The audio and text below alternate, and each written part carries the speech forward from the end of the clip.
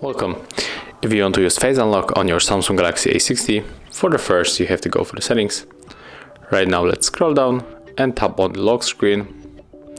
Right here we have to enter screen lock type, input our lock method, and right now we have to select Face with this switcher.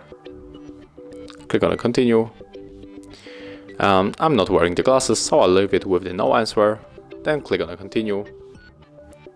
And right now our smartphone is scanning our face, so we have to put it like this in this frame, and it's finished. So right now click on the next. Okay, and right now we can check how it works.